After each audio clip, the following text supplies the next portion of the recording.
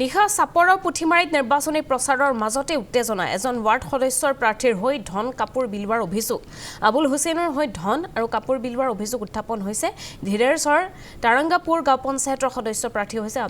আবুল হুছেইন নিৰ্বাচনী আচৰণ বিধি উলংঘা কৰি ধন সামগ্ৰী বিলোৱাৰ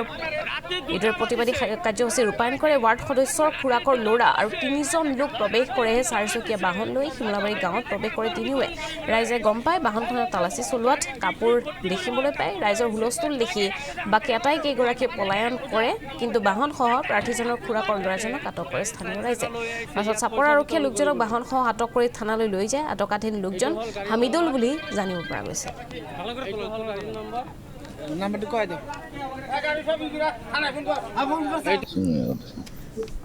চাৰি চকালৈ কাপোৰ বিতৰণ কৰিবলৈ আহিছে চাৰি চকালৈ কাপোৰ বিতৰণ কৰি আছে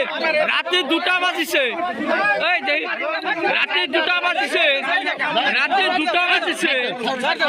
কাপোৰ বিতৰণ কৰিবলৈ আহিছে গাড়ী ডিগ্ৰী ভৰ্তি কৰি লৈ কাপোৰ লৈ আহিছে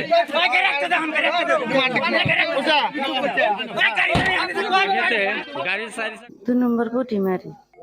অন্য পার্টির মানুষ এসে আঙ্গের নাজে কাপড় আর পয়সা দিচ্ছে জোর করে দিছে আবুলের পার্টির নাম জানেন নাকি নাম তো যে হোসেন আর না যে গুলজার হামিদুল শাহাদত ইলাই ছিল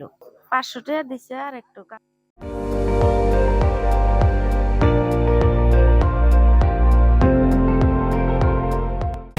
আপুনি চাই আছে ND24